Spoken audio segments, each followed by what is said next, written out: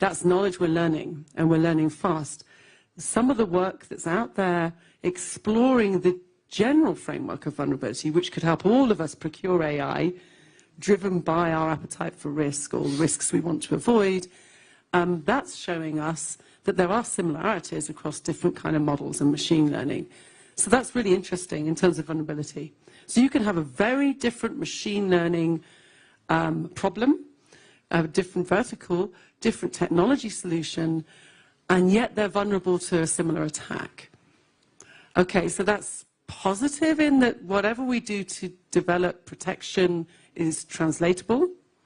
Negative in that the attacker community, therefore, might only need to learn one kind of attack tool, one weaponization strategy, and attack multiple sites. So that's the other corner of the triangle. What's this doing to the toxicity of cyberspace in which our organizations are going to operate?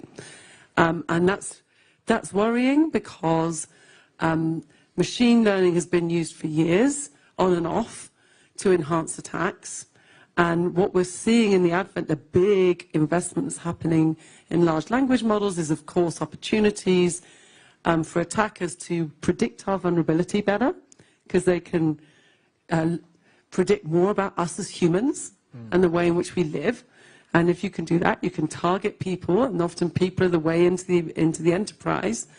But you can possibly also use this stuff to understand our playbooks, how we defend our enterprises. And if you can do that, and you can predict what I'm going to do to defend myself, then maybe you can influence me to do something else, which makes me vulnerable in a different way. Or you can design your attack strategy that makes it way more potent against me. So there's some concerning things here which we will have to deal with from the outset. And then I know I've been talking for too long. So now I'm going to return to the cart before the horse question. It's this. We have to think about how we protect ourselves in a number of ways. There's been a lot of talk in shift left amongst the community, and the WEF has been doing brilliant work in helping us understand. By shift left, we mean push the issue of security earlier on in the development cycle. Shift left for you, which means security by design in every way. But then what we have to do is not just stick with shift left, we have to expand right and do way more in terms of operational security around the stuff when it's in place, in practice. Otherwise, someone's going to hack your system and cause you a big problem. And then you have to kind of constantly repeat, because these things are changing so fast. And the organization is changing fast in terms of what it wants to do. The threat environment's changing really fast. And then the AI technology business is going to bring about massive change. And you know what? We're going to be collecting all sorts of new data we never thought we were going to. And our staff are changing fast. So probably there is something right now in that process, how we're going about doing security by design, embedding as much prevention of vulnerability as we can. Maybe there's something that could be done there. That would not be cart before horse in my mind. But this whole question about how you use things like regulation really needs embracing in the context of this fast, dynamic cadence that we're going to need. It's going to need more than that, right? We're going to have to build norms of behaviors. We're going to have to think about how we get business leaders totally engaged to build cultures in organizations that are inherently secure and resilient inside their DNA and the way people are thinking, because we won't be able to keep pace if we are solely focused on things like law and regulation and things like that. Okay. We have last 3 minutes, and before I ask the final question to Minister Lokesh, anybody else wants to weigh in on the threats? Because we've spoken enough about this, but otherwise, Mr. Lokesh, my last question is to you. India has this AI mission, government of India, right? Compute capacity for the country. Some thoughts on that, and of course, how is the state collaborating with the center in order to help or do all of these things? I mean, India's AI mission is the first step in the right direction, but I think we need to do a lot more. Of course. No second thoughts about it. I mean, that's why we have the panel here, because I wanted to hear from the experts on how should a state in India transform its entire approach to education, apart from creating a temple of excellence Temple of Excellence of Higher Learning and AI University. Apart from that, how do we transform education fundamentally? And how do I create next generation job creators and job seekers for jobs that we don't know? And that for me is fundamentally scary. And that's the thing that we are sort of grappling with as a state. And I think that's what also makes it very exciting for us. India has been a biggest beneficiary of the Y2K way back in 2000. And then, of course, we moved on to various other services. And now I think AI presents a unique opportunity for India, again, to leapfrog. But we also believe that AI should be a way of life. A housewife should be able to understand, use it. As I said in my opening remarks, a carpenter, a student for better understanding of concepts. Politicians should ethically use it. We've seen deep fakes coming in with generative AI. We've seen it especially in the last elections. So I think there's a lot of uncertainty ahead of us, but I think it's very interesting times. And I think, as you've said, how do we create a framework for all of us to sort of operate it? And it doesn't create any ethical and moral dilemma and physical harm at the end of it.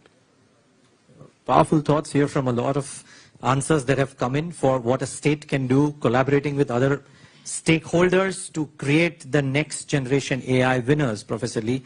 I use that term very carefully now. But to all of you, thank you so much for joining in today and giving us your thoughts. Really appreciate your time. Shilpa, thanks so much for joining virtually as well. Great having you.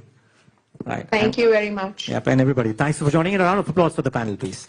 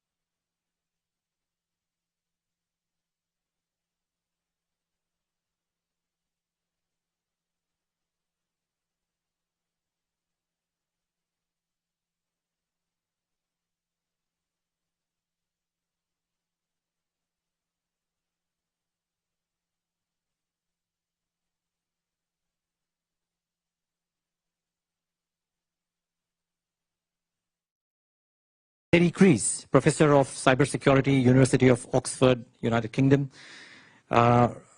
Professor Ricardo Hausman, Founder and Director of Growth Lab, Harvard University, USA. And of course, Honorable Minister Nara Lokesh from the state. So great. It was lovely to see the panel yesterday, Minister Lokesh, and it's a great setup that we have today. Can I just start off with the thesis behind you doing this right here at the WEF? Because yes, AI is at the front and center, but some of the topics that have been chosen have been curated carefully to drive home a message about what the state wants to do as well. Thanks to all the panelists for making it and taking time out. Really appreciate it. No, as a state, we are very cognizant that AI is here. It is fundamentally going to transform the way we're going to do things. I think the other theme that's been going is, are we going to be the disruptor or are we going to be disrupted? That's the theme that I hear across WEF this year. And Andhra Pradesh wants to be the disruptor. So what we want to gauge is, what is it that we need to do as a state? And how do you prepare the citizens for it? And how can we tap the power of AI for our farmers, for our artisans, for our carpenters, for our electricians? I think there's something substantive that we can do as a nation, and this is why we wanted to set this panel up and really learn from them. And parallelly, what we're looking at to do in Andhra Pradesh is to actually do an AI university, which is collaborative. We want to bring the industry to lead this entire initiative. We've done this in the past with the Indian School of Business. It's called ISB. We've done this in, I think, the late 90s. And now I think time has come for India also to leapfrog, even in the education. So I think that's a bit of context to why we are here. Okay. Well, let me start. Usually we start ladies first. I'm not going to follow that because it's an equal panel here. Let me start from the far left and Professor Hausman, because it kind of flows in nicely with what Minister Lokesh just mentioned as well. How do you think institutions and the state, be it any state, whether it's Andhra Pradesh or otherwise, collaborate to bring forth the best practices, the best kind of learning models for the entire ecosystem to benefit out of this buzzword? I wouldn't call it just a buzzword, a technology which people say is probably even bigger than the internet of 2000. So my main piece of advice is to say the following. AI is what they call a general purpose technology. It is going to permeate across all human activities. So there is going to be very, very few people who will be needed to figure out kind of like the algorithm, the learning algorithms, the backbone, the hardware, the NVIDIAs of this world, right? But we need a lot of people to simply think, what are the human challenges you want to solve? And to what extent AI can allow you to do more than what you would have done without it. So if we, if you think that AI is a hammer, you're looking for nails. If we focus our attention on the things that really matter to us and be sufficiently cognizant of AI, we will be able to find killer apps for AI that have yet to be developed. One of the reasons why there was a bust after the dot-com boom is because we invested a hell of a lot in the backbone and in the hardware and so on, and we didn't have the killer apps. That was before YouTube, that was before Netflix, that was before Amazon, that was before many, many things, right? So we are at that stage. We have something that empowers, enables to do many things. We just don't know what yet. So I would say, think hard about what are the key problems in your state, in your country, that you would like to address. We would like to improve the quality of education. We would like to improve the quality of healthcare. We would like to do many things in life, right? Well, now we have this hammer. Don't think just about the hammer. Think about your goals. And think about how you can achieve your goals using these instruments. And I would say that is where the killer apps are going to come from. And let me tell you, if you focus on your problems, on your headaches, on your obsessions, you will probably solve them. But let me tell you a secret. You're not the only one with those headaches. So your solutions are going to be solutions for the world. But you're going to get to those solutions for the world by understanding the specific problems you want to solve. This is something that came in yesterday's panel as well, that instead of trying to look for solutions that might be available, let states, let companies and let countries define what their problems are, and then go to companies for trying to figure out whether the companies can help them create the solutions for those problems or no. And by the way, let's keep this a bit free-flowing. So if anybody wants to come in at any point of time, just please come in, including Minister Lokesh as well. But Professor Lee, can I come to you on this? Because you seem to be wanting to make a statement on that. I agree with Ricardo's comments, because typically when we say AI, right, I made comments earlier at lunch, right, we call ABC. Three algorithms, big data, and computing. That's called 3 elements. But that's horizontal. Vertical called domain, healthcare domain, energy domain, right? Semiconductor domain, etc., etc. So if you focus on one domain as a purpose, then you look for the problem source. Then you develop AI process. I call 3P. Purpose, problem, process. And then you hit the goal. So to me, if you take a healthcare domain, which I made a comment earlier, right? Healthcare, FDA took 18 years to approve about 40 or 50, 60 drugs a year. 18 years. 7 years is a clinical trial. 11 years is do all kinds of testing and development. If you shrink the 11 years down to 2 years, how many lives going to save? Lots of lives. Every country needs it. Every country. Entire world needs it, right? This is collaborative work.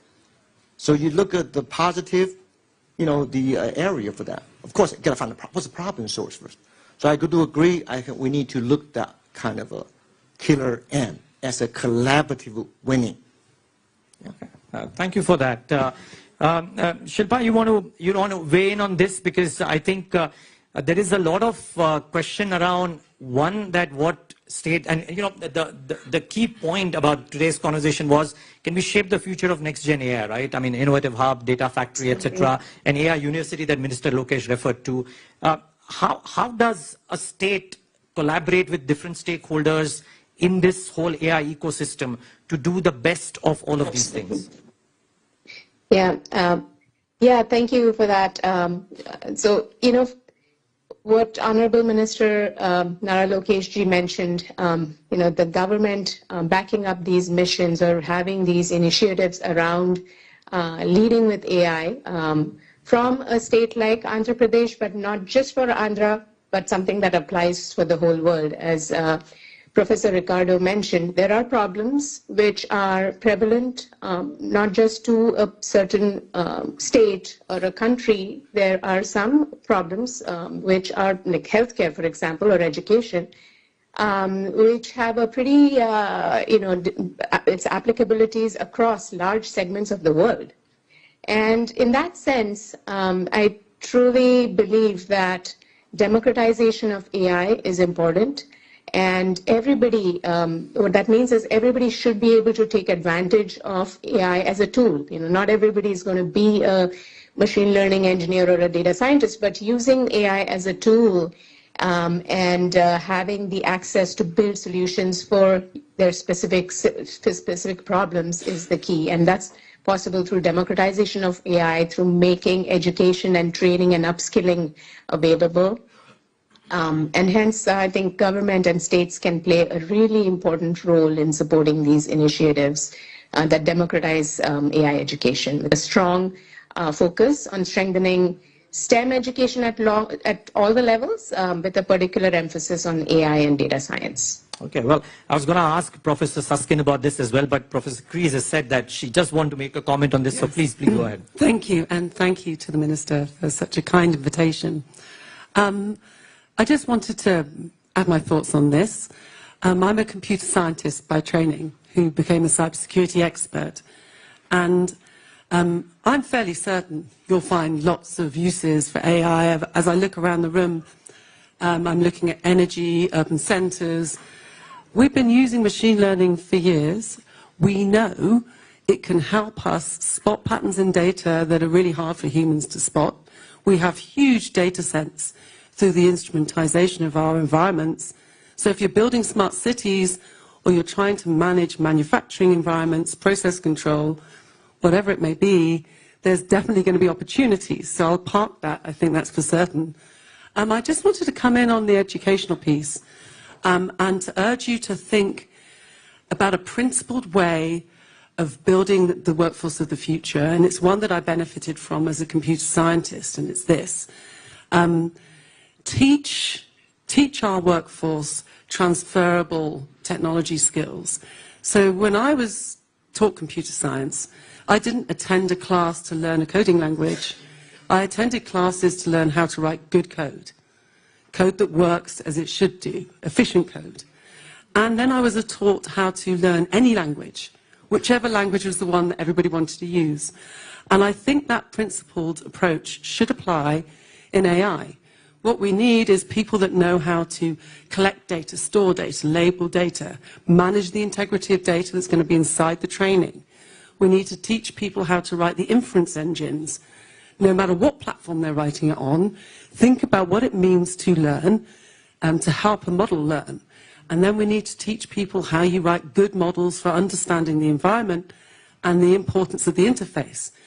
We may find that in the state in the future, that when we go and look at how you're managing the green energy emission, that we'll go in and we'll see folks in immersive technology and they're interacting with visual interfaces. But underneath that, same model, same inference engine, same data, that might actually sit underneath another interface. And so I think there's such a huge opportunity, and it's a moment for us to make sure we don't get buried in the silos, that we take a principled approach, because then we can do the 3 Ps no matter which of the verticals we're in.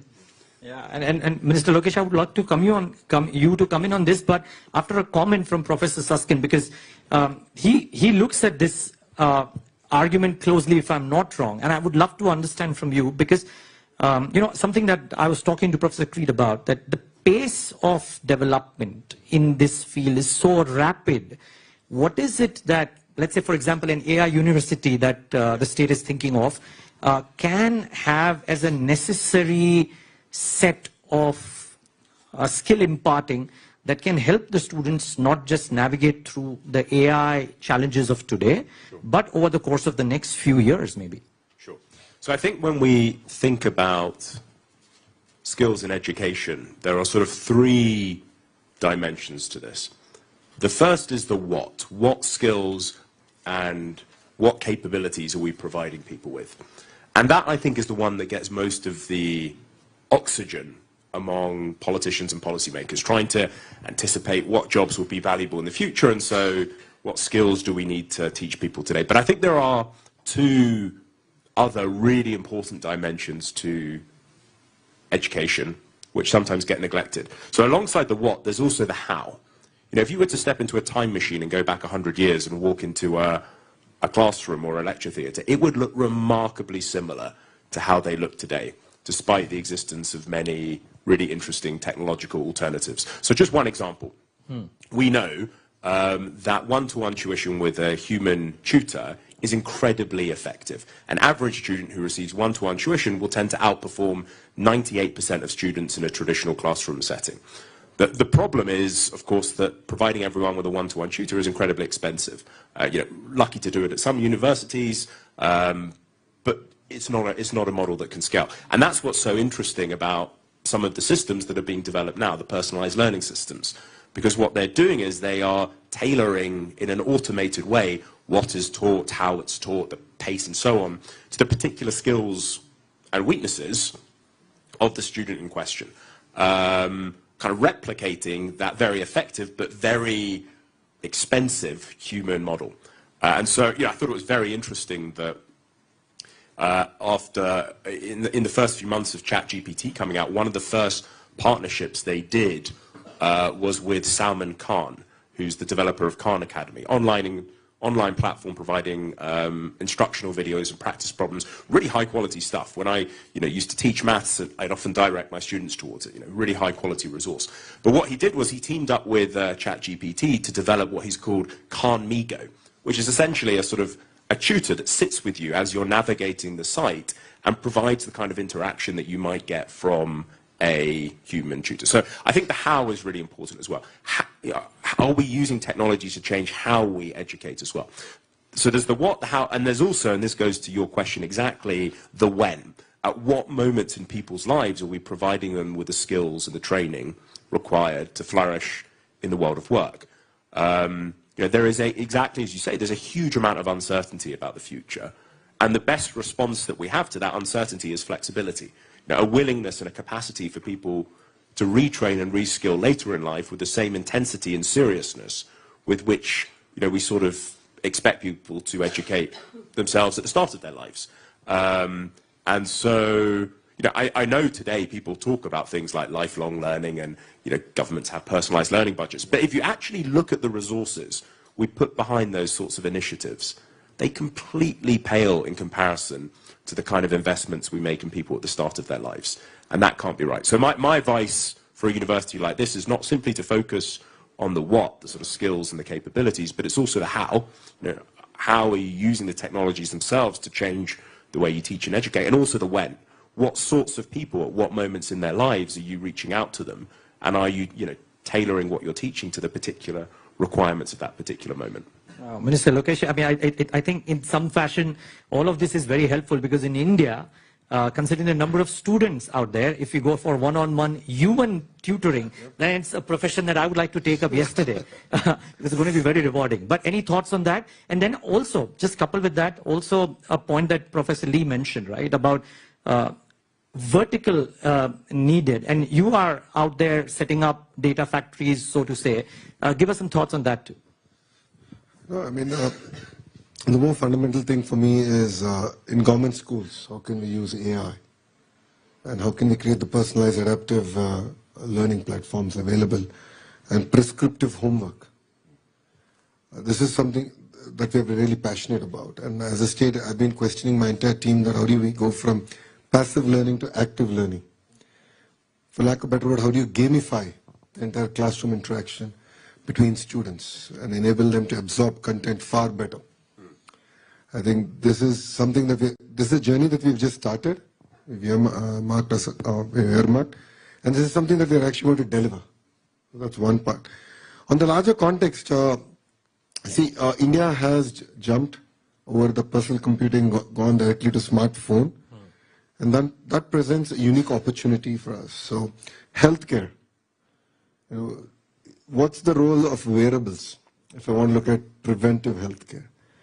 Is there technology out there where at least a pre-diagnosis can be done? So I know where to put my money, who to focus on in terms of a unified, mandatory sort of a health platform coming in. So I think these are questions that we are also now asking ourselves. End of the day, every government has only so many resources. And as you rightly said, it's about putting that money where it actually makes sense and where outcomes can be measured and outcomes will be actually delivered. Right now, our entire system is focused more on outputs. And that's what I think is resulting in the challenges that we're facing. Great, okay. Professor Lee, can I come to you now? And, one thing is, of course, the right kind of skills imparted in order to create the best AI experts that you can for the future. Now, I'd love to understand from you, because you've got a great working experience with startups as well. You've got a lot of thoughts on this subject. What are the key elements or the critical elements for which would be very necessary for creating the right set and the right number of AI experts for the future, not just from an Indian or an Andhra Pradesh perspective, but in general? Well, more interesting, create AI winner, not just an expert. AI winner, okay. So yeah, expert can be many things. Yeah, the expert sometimes not necessarily a winner. So, well, let me put it this way. I like the term you call data factory because we are doing a data foundry at University of Maryland. So what a data foundry really is, because when you take the verticals, we have industry, you have electronic manufacturing verticals, automotive verticals, right? You have a lot of data people generate. But most of the data, they are maybe Excel sheet ready, but they're not machine learning ready. There's no background, no label.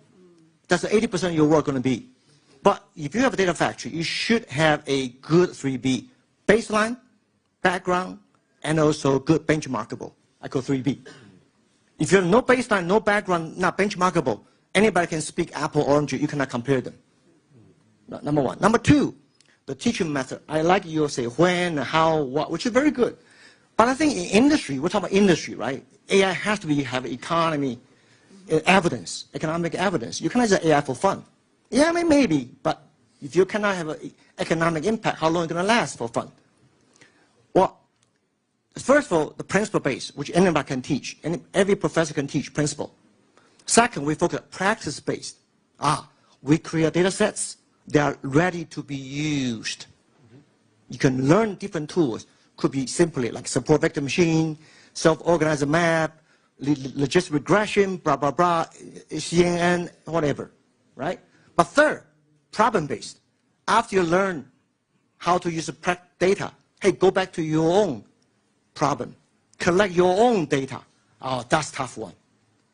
Most people failed that third stage. I don't know what data. This is a company CEO. Hey, give me the data. What? I hire you to get data yourself. Yes, go hunt data. Nobody teaches them how to hunt data. Most people wait for their data coming. Right? Fourth, professional. You can teach other people repeat 1, 2, 3. I go 4P now. Principle-based, practice-based, and problem-based, and professional-based. Then you are ready to be AI winner. Very nice thought, very powerful thought. Thanks, Professor Lee, for that. And you know, Professor Hausman, I don't know how much, I mean, to what degree you agree, and you want to add more there. But here's the question, right? One is to know that these are the things that need to be present in an AI winner. Two is from a university or a set of universities teaching AI skills to a data factory producing some of these AI winners. There will be skill gaps that exist, right? How does a state, how does a well-meaning leader address some of those skill gaps? So let me start by saying something to frame this. I don't know, maybe because you're younger than me, maybe they didn't teach you in school calligraphy. But we don't teach calligraphy anymore because we don't write with our hands, right? We type, right? So there are some skills that are just not going to be needed. And one of the things that, for example, large language models are very good at is answering questions. And we try to measure how much our students learn by posing them questions and see if they answer questions. And we do that even in our PhD programs. During the first 2 years of the PhD program, they take courses, we ask questions, and they have to answer questions. But after they finish their courses and they have to do a thesis, the problem that they face is no longer how to answer questions. It's how to ask questions, right? And it is in the, finding the right question, right? If you want to query a large language model, well, how do you query it? With questions, right? So where are your questions coming from? How do you teach to learn, to ask? What are the kinds of questions you ask about the world, right? What is it that you want to learn, right? It's not, so I think that there's a dimension. By the way, many students that perform spectacularly in their first 2 years of their PhD, then fail because they cannot go from being very good at answering somebody else's question to ask their own. So I think that the more AI is good at answering questions, the higher the price of being good at asking questions. In some sense, we are the ones asking the questions. And that's the better the AI tools will be, the more value will be to the skill of asking questions. How do you kind of get those skills going in students? I would love to know what are the right questions to ask. How do I do that? If a student after 2 years is not able to do that in the third year, how do you make it as a normal program, linear program? So, let me tell you, we want to revolutionize everything, but even we have not been able to overcome the apprenticeship model.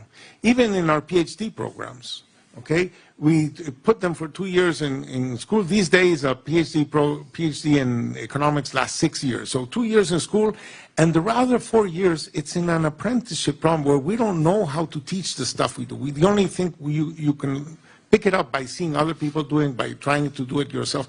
So it's an apprenticeship model. And I would even criticize my own profession, saying, even when we teach economics, we teach, say, models, and we teach how these models can answer what-if questions, right? But when you go to the world, nobody tells you what the model is. So you have to figure out, there's this, I don't know, the shoe hurts, etc., but I don't know what the model is. I don't know what the data is. I don't know what the problem is. I have to figure it out from scratch. It's that process from, finding problems in the world to figuring out how to structure your mind around them, how to find pathways to theories of change of what it is that you're going to do to figure things out. And I think that is what's going to be at a premium, and that's what we should focus our teaching on. Okay, now I'm going to come to regulation and threats as well, but since we spoke about industry, and Professor Lee spoke about industry, right, and what does a nation have to do to make it economically viable as well, Shilpa, I'd like to come to you. I mean, to your mind, what are the critical elements, because you do this for a living per se, right? What are the critical elements that a state like Andhra Pradesh, for example, has to do in order to create a thriving AI ecosystem, which is, one, fundamentally sound, having the adequate skill sets for people, at the same time, economically viable as well? Absolutely. Yeah, and as Minister Lokesh ji mentioned, the most essential thing is around outcomes. What outcomes is the nation trying to solve? So that is at the highest level. But what enables that, the ingredients that enable those outcomes, what make the nation an AI nation, is having a skilled workforce, having that ecosystem of entrepreneurs, of VCs, of researchers who can basically, create AI.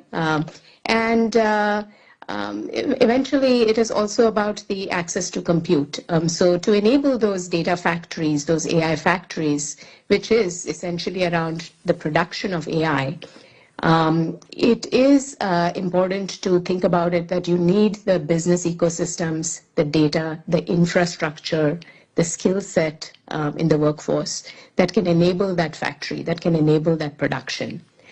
I truly believe, like India, with its large talent pool and growing tech sector, can indeed play a very pivotal role, not only for itself, but for the global AI landscape there.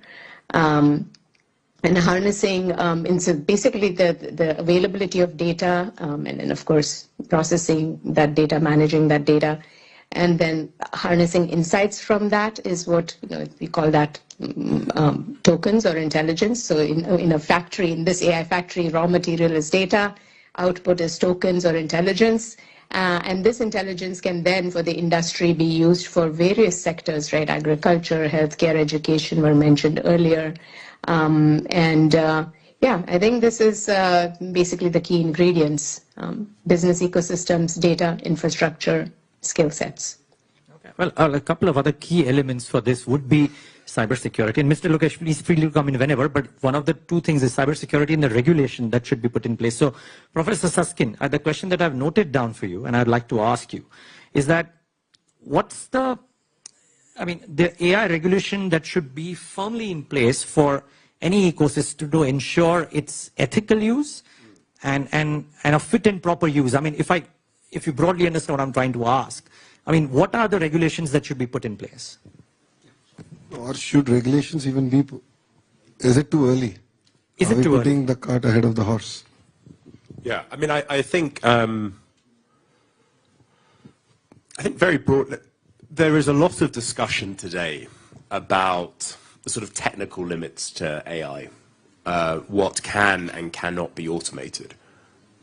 But I think, and every day we're told stories of new tasks and activities that these systems can take on, making medical diagnoses, composing jokes, writing legal arguments, designing buildings. It's a sort of bafflingly impressive list. But I think we spend not enough time focusing on not the technical limits, but the moral limits, not what these technologies can and cannot do, but what they should and should not do.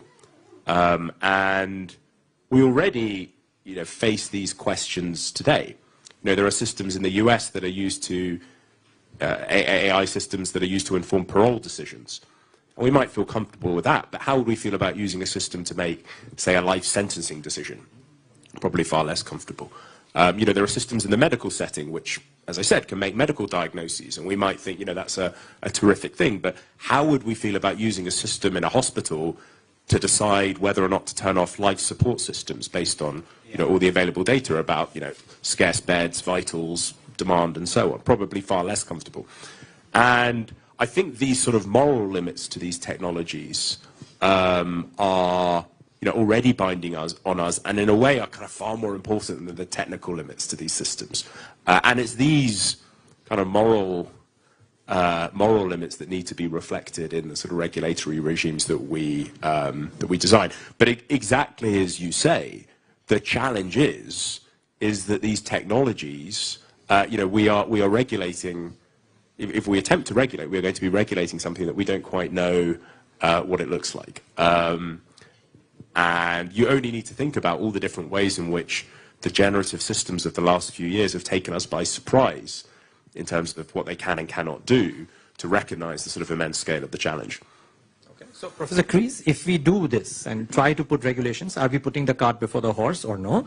And part two, because you look at cybersecurity so closely, right? I was talking to Dr. Dorit Dor of Checkpoint earlier today. And she was of the belief that while there is a 44% rise in cyber attacks across the world in 2024, AI would only enhance the possibility of these in the future as well. And there's a possibility to defend as well via use of AI. So both these questions to you. Gosh, they're both really hard to answer, so I will do my best. On the first question, are we regulating too early? Well, yes and no. I mean, it depends what you're regulating for.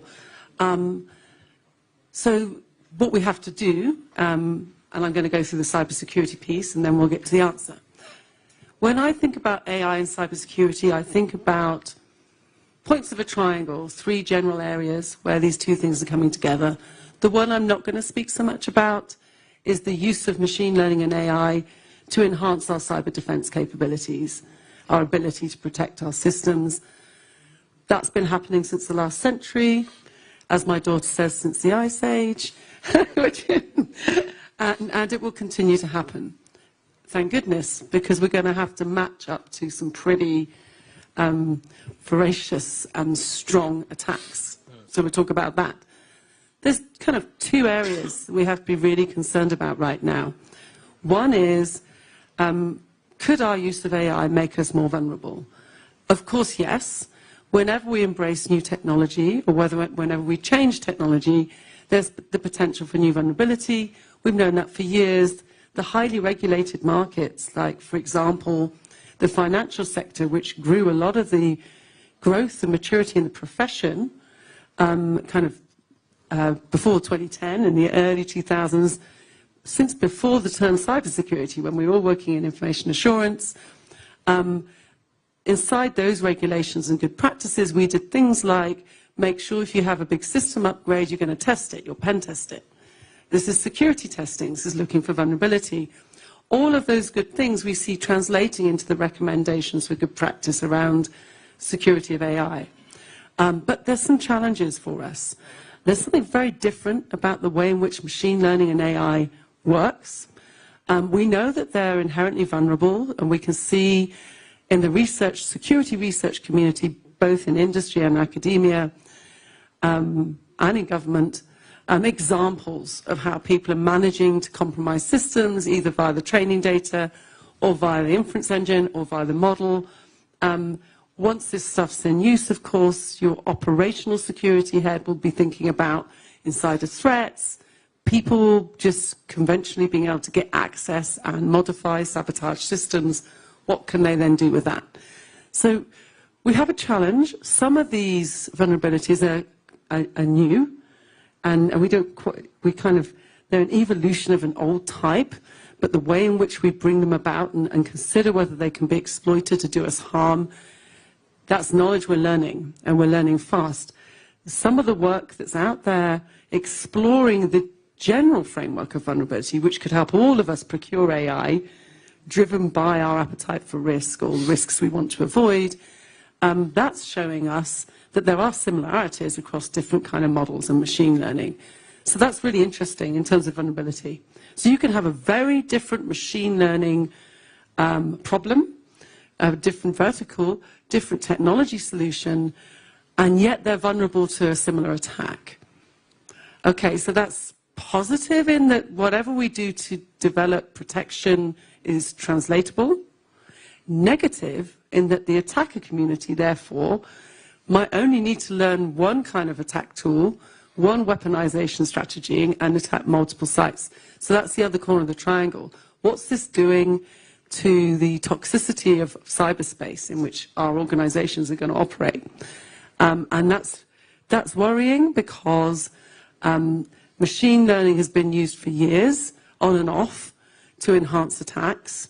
And what we're seeing in the advent, the big investments happening in large language models is, of course, opportunities for attackers to predict our vulnerability better, because they can predict more about us as humans and the way in which we live.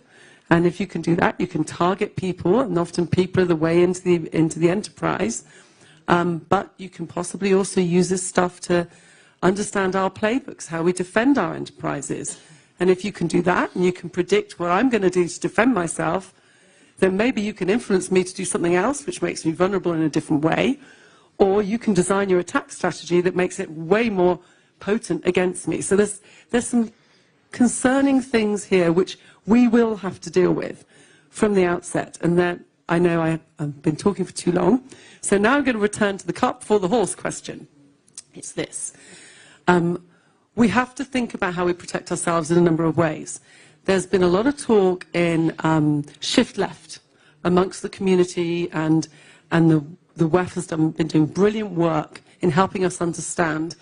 By shift left, we mean push the issue of security earlier on in the development cycle. Shift left for you, which means security by design in every way.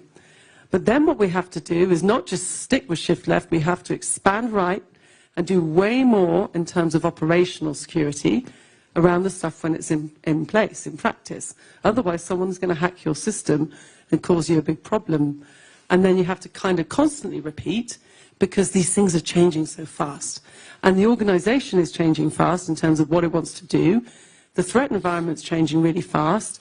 And then